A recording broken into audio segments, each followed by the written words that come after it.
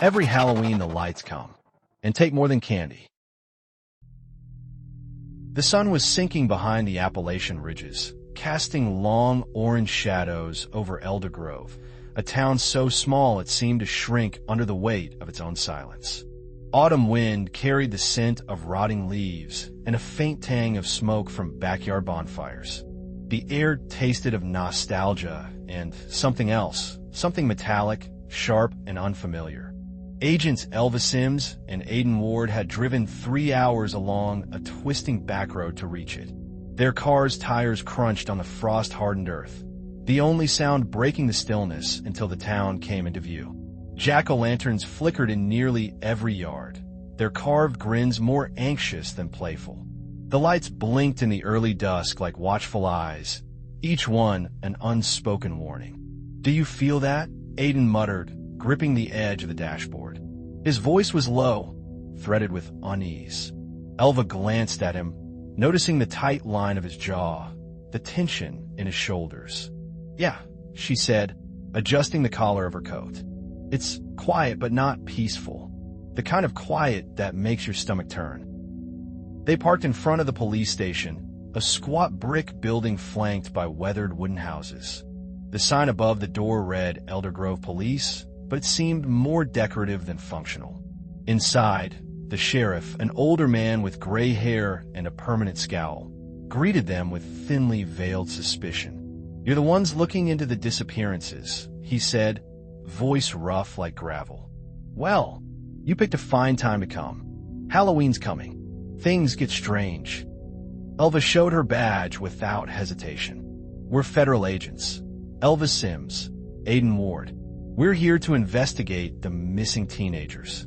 The sheriff's eyes flicked toward the window, as if expecting the approaching night to bring something unholy. 3 kids gone. Cornfield right on the edge of Hollow Road.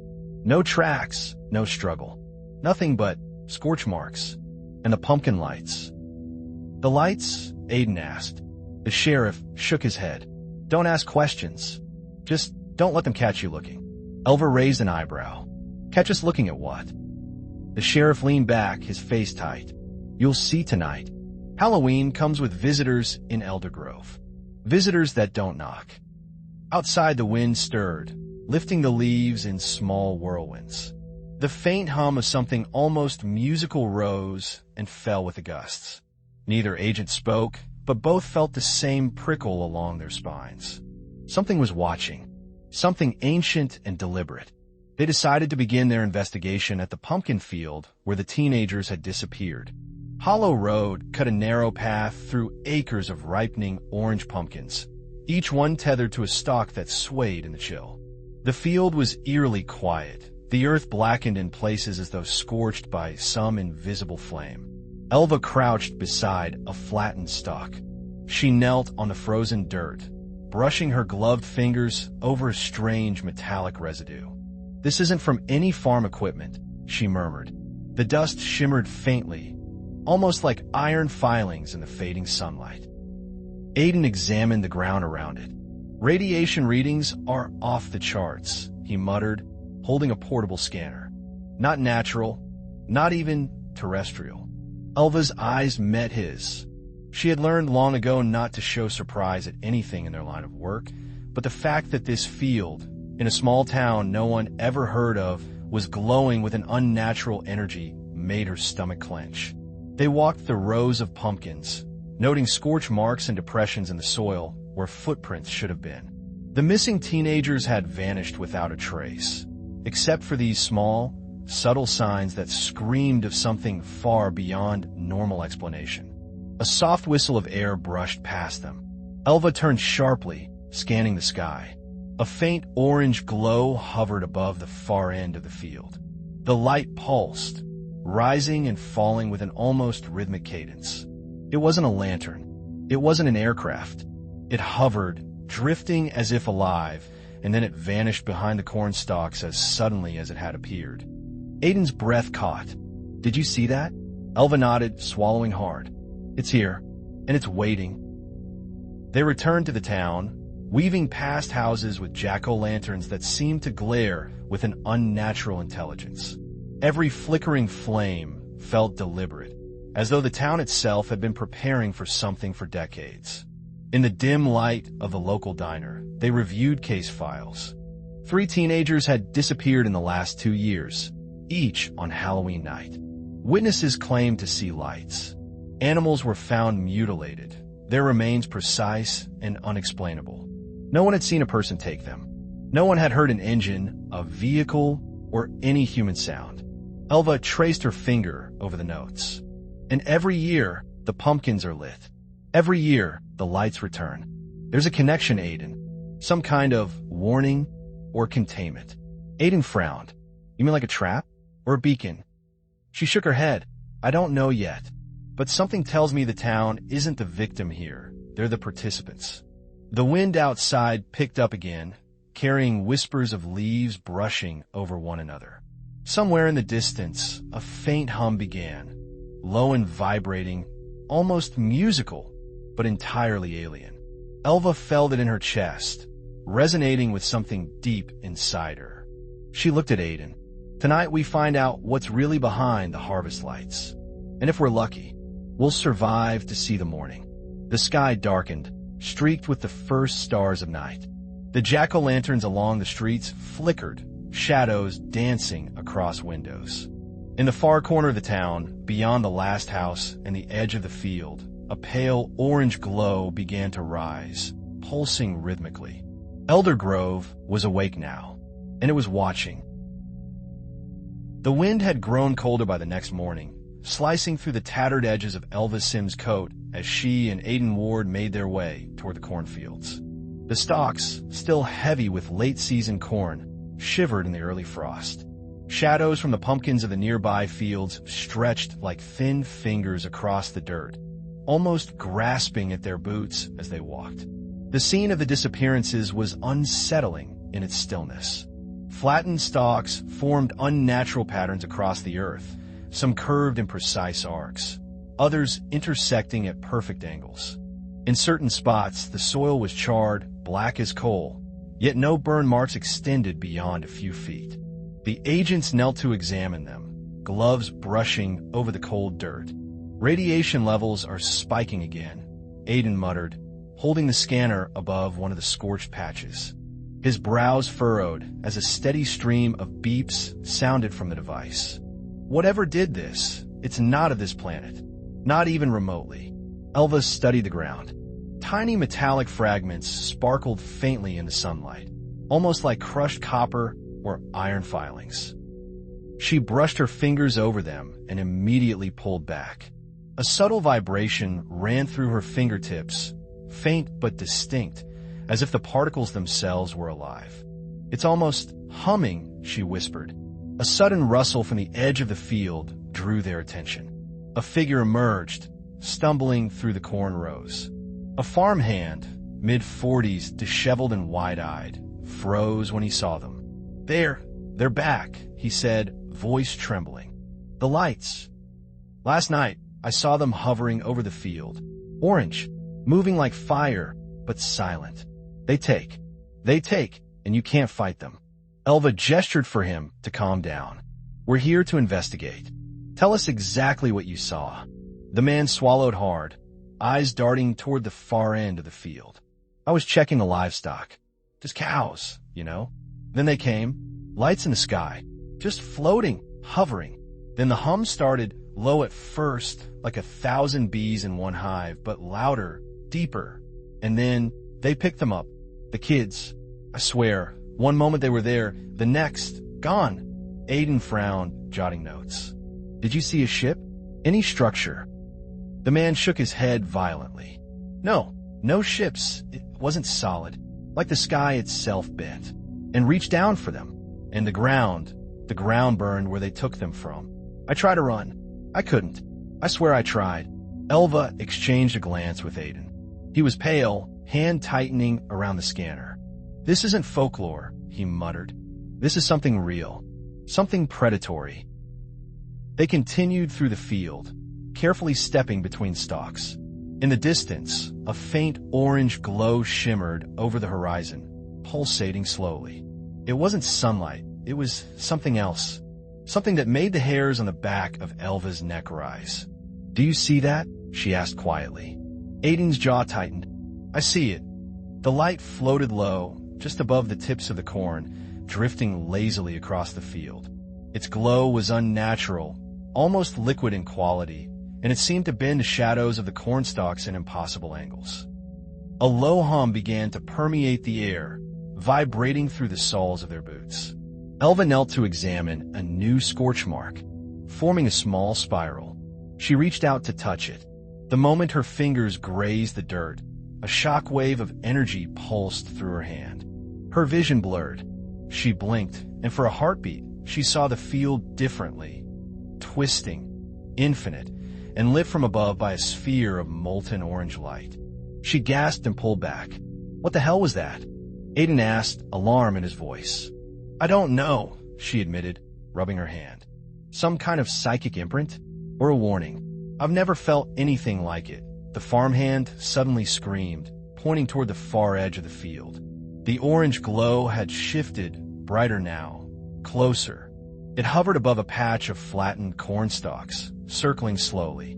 The humming grew louder, pressing into their ears and chest. The ground beneath them thrummed in resonance. Aiden fumbled with the scanner. Magnetic anomalies, thermal spikes, radiations off the charts. "It's alive." The farmhand cried out again, then bolted. His feet sank into the soft soil, leaving no tracks.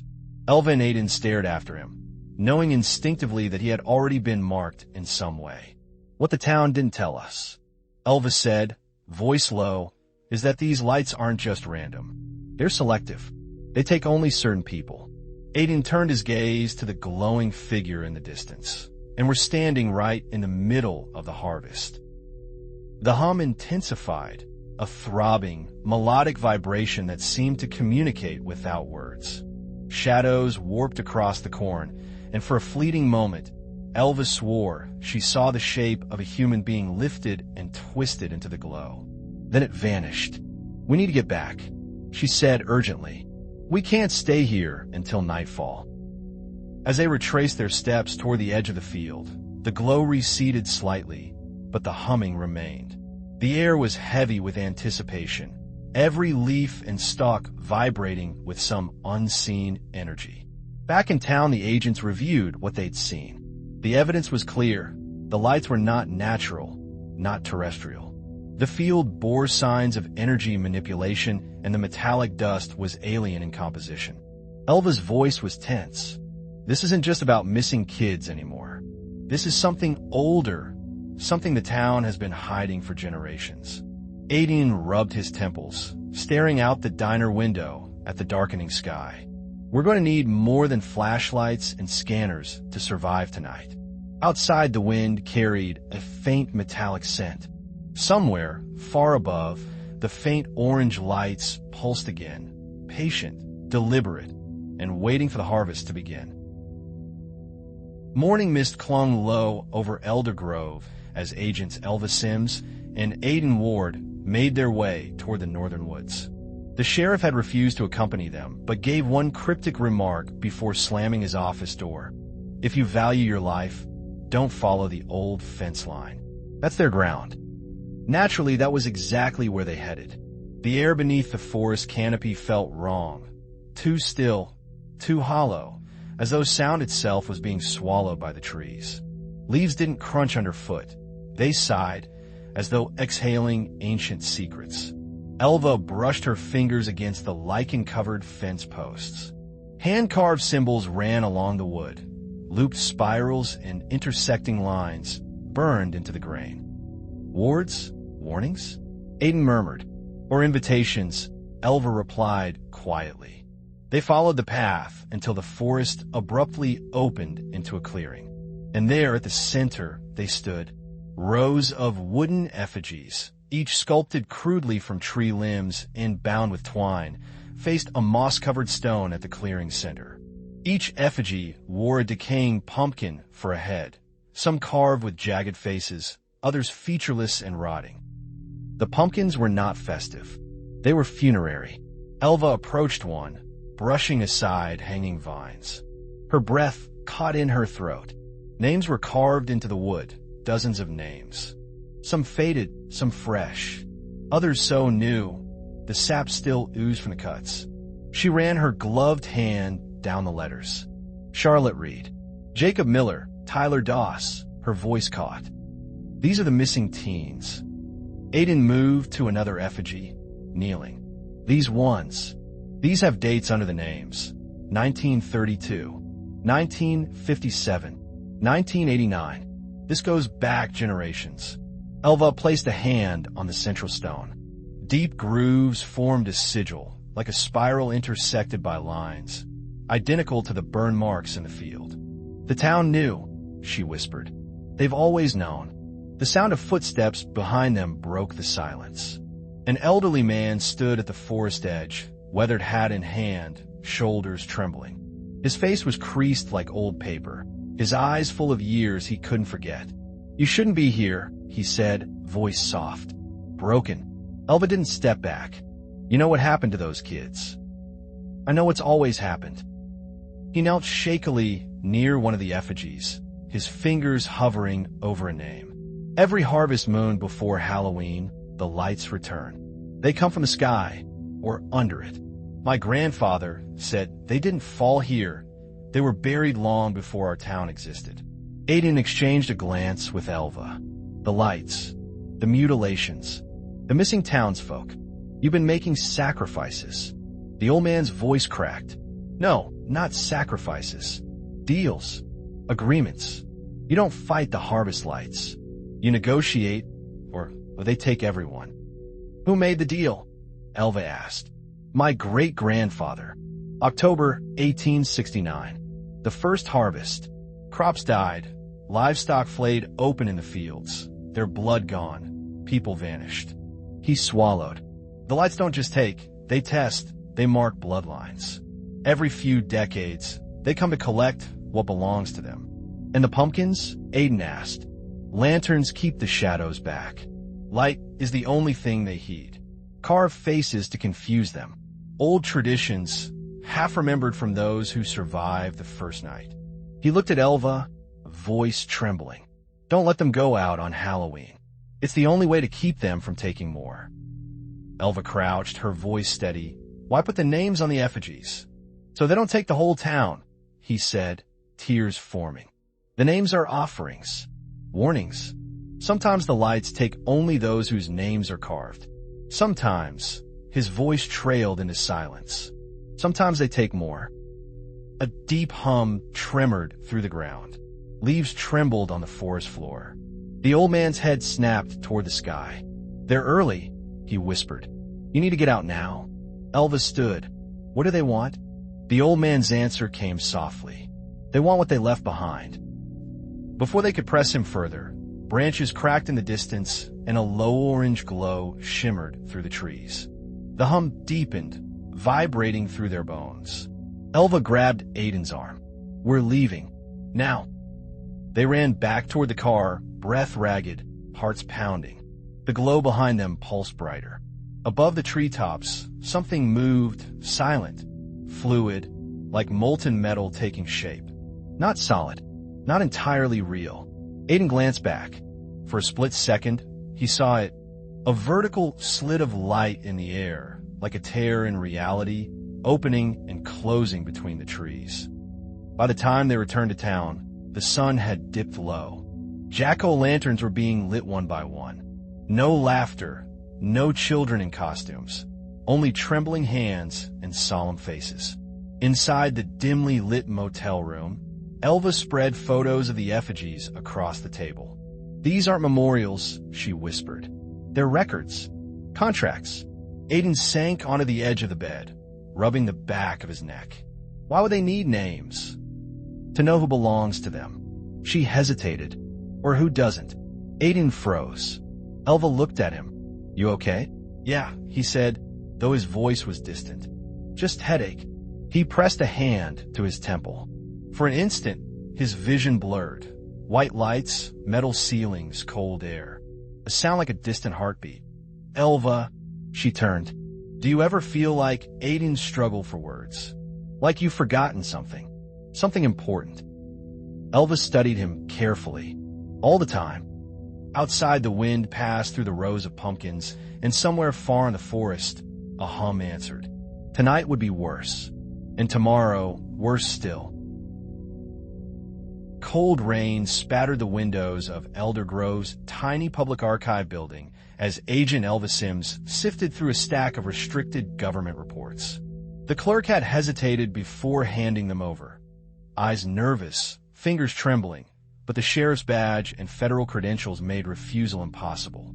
Across the table, Agent Aiden Ward sat silent, lost in thought, fingertips pressed against his temples as though warding off a splitting headache. Elva turned another brittle page and froze. There, faded but unmistakable, was a black and white photograph of a smoldering crater surrounded by unmarked trucks and men in biohazard suits. At the center lay twisted metallic fragments, smooth, curved, like something grown rather than manufactured. The header read, Project Mercy, Eldergrove Incident, October 31st, 1968. Her eyes skimmed the document, noting the anomalies: non-terrestrial alloy, radiation exposure anomalies, tissue samples exhibiting cellular regeneration, an unidentified craft partially excavated, disposal site beneath the pumpkin fields of Eldergrove. Aiden? Elva's voice cut through his reverie. He blinked, dazed. I keep hearing this sound, like metal bending underwater. And his words caught. I see things. A table. Bright lights. I can't move. Elva rose. We need to see the field. We need to see it now.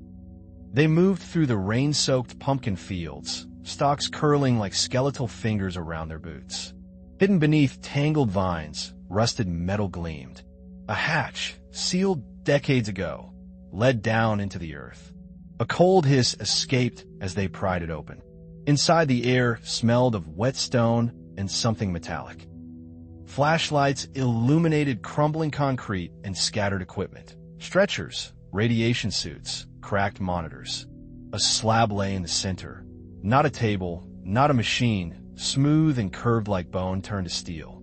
Shackles dangled from its sides. Scratch marks marred the surface. A metal plate caught Aiden's eye. He stepped closer, trembling. On it, an identification code. Ward 07. Aiden froze. His breathing quickened. No. That's... Elva reached for him. It could be a coincidence.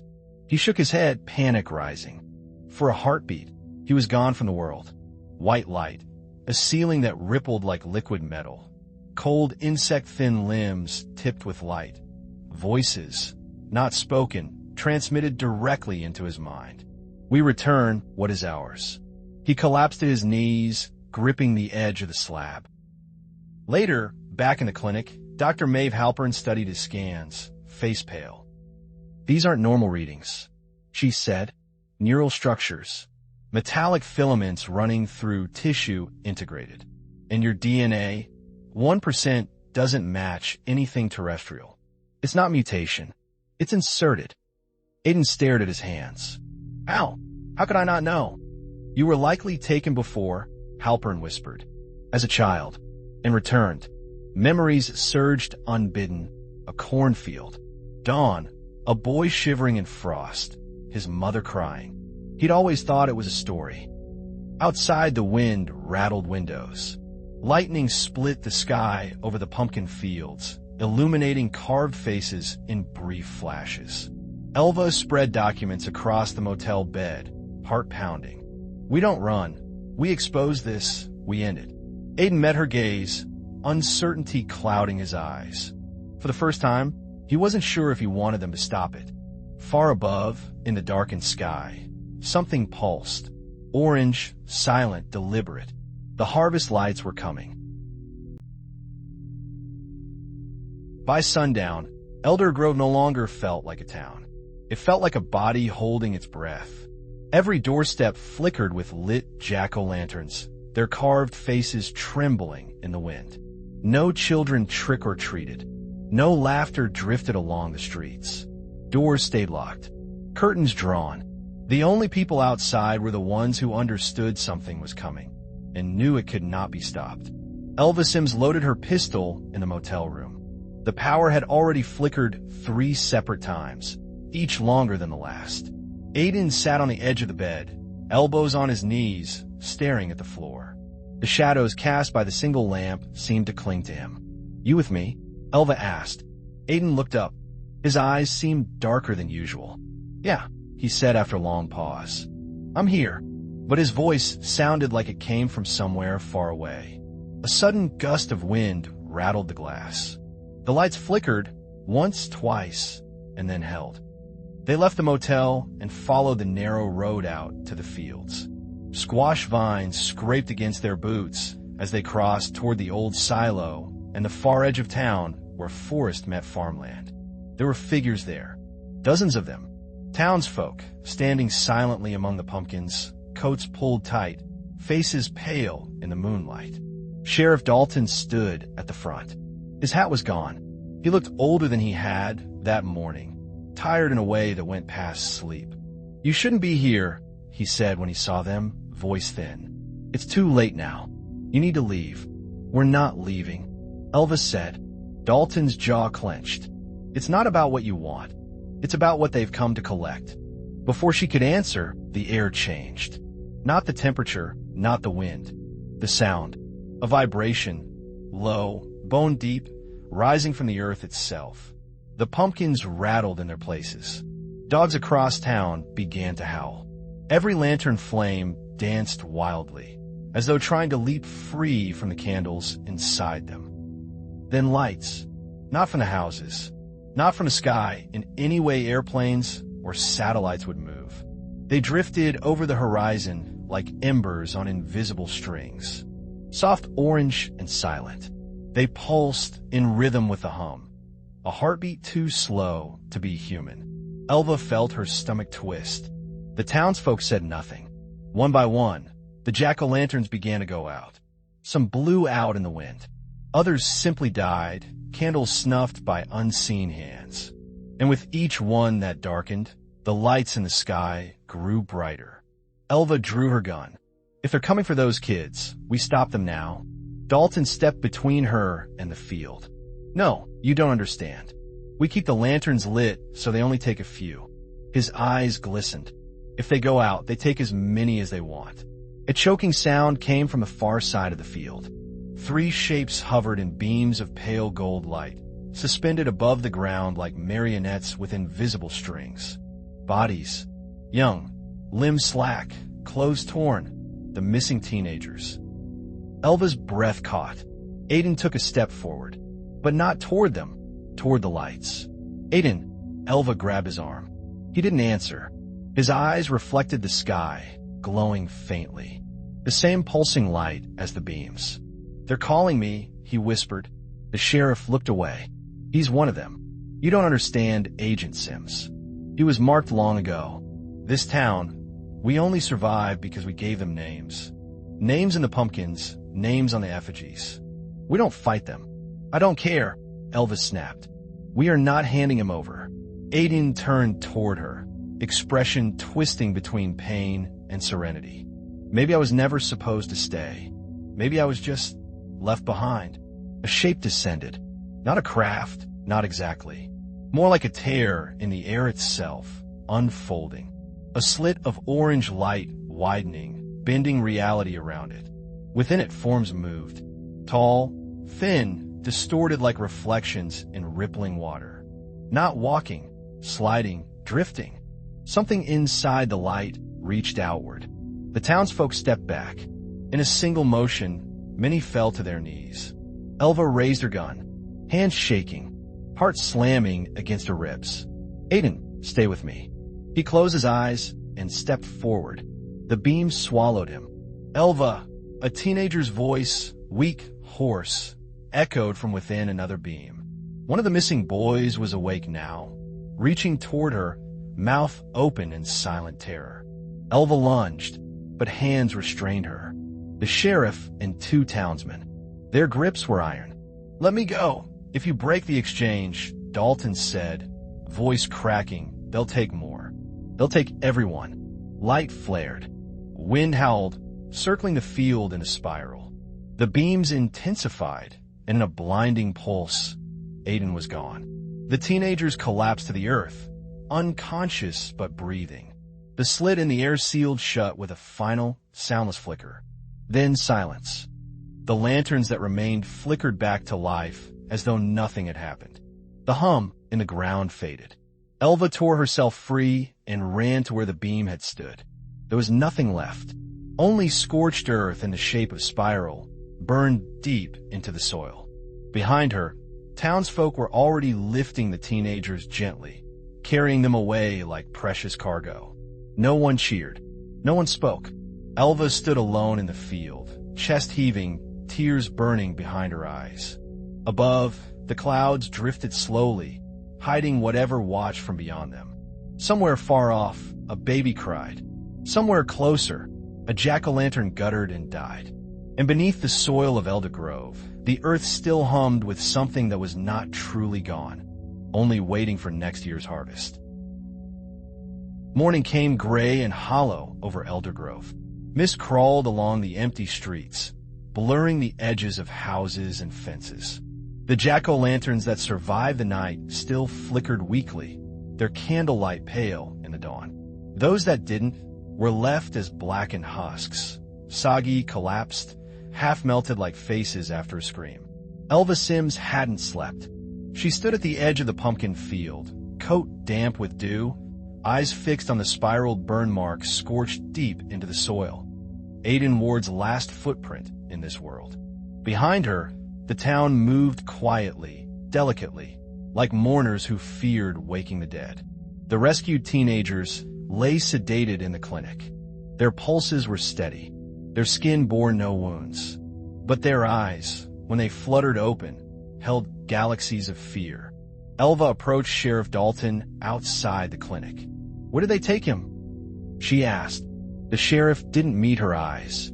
"Where they always go." "You knew," she said. Not a question, a verdict. Dalton's shoulders sagged. He was one of theirs the moment they returned him. "We knew one day they'd come back. Every generation's got someone marked. Someone whose blood hums when the lights appear. You let it happen. We made a choice," he said quietly. "Us or him, or us or everyone." Elva stepped closer. "You think this ends because they got what they wanted?" Dalton's silence was answer enough. The clinic smelled of antiseptic and wilted flowers. Elva entered the private room where Aiden's belongings were kept. His badge, his sidearm, a folded photograph, him and Elva at Quantico, years ago, smiling in the sun. Something else lay beneath it. A journal. She hesitated, then opened it. Scrawled entries filled the pages, erratic handwriting, fragmented thoughts. Headaches worse. Dreams feel like memories. Lights in the corn. I know this place, but have never been. They whisper without sound. They say I was not left. I was planted. If they come back, don't follow me. A tear smudged the ink on the last line. That evening, she drove to the Old Woods. The clearing of effigies stood silent. The pumpkins on their shoulders were now caving in, rotting from within. Crows perched atop wooden arms, pecking at soft orange flesh. Elva approached the central stone. Beneath moss and lichen, the sigil glowed faintly, an ember beneath the earth. Something moved behind her. She turned. Old Man Harrow stood at the tree line, hat in his hands. He didn't scream, the old man said. The others always scream, but not him. Elva swallowed. What are they? Hunters. Harvesters. Not of crops, of lineage. They seed a bloodline, then come back when it ripens. And Aiden? Harrow's eyes, clouded with age, still reflected sharp sorrow. He was never meant to stay among us. He was the promise they left behind. Elva's voice dropped to a whisper. Will he ever come back? The old man shook his head. He was the one they came for. The others, they were just payment. Night returned. The town lit new lanterns, though the harvest was over. Children were kept inside. Adults walked with candles cupped in trembling hands. Elva stood alone in the field where he vanished. She knelt, placed her palm on the blackened spiral. "I'll find you," she whispered into the cold earth. "Wherever they took you." The ground beneath her hand vibrated. Not a tremor, a pulse, a heartbeat. She snatched her hand back. The spiral mark glowed faintly beneath the soil, a dying coal beneath ash, waiting to be stoked again. Above, the sky was empty, but she no longer believed it was silent. Back in her motel room, Elva packed their files into her bag. Project Mercy documents, DNA reports, photographs of the effigies, Aiden's journal. She paused at the last page again. His final words. "Don't follow me." She closed the book softly. "I'm not giving you a choice," she said. Outside, a distant streak of orange light skimmed the horizon, silent, just for a moment, almost like a farewell or a promise. She didn't sleep. She waited, because now she knew the harvest lights didn't come only for sacrifice. They came for what belonged to them, and they would come again.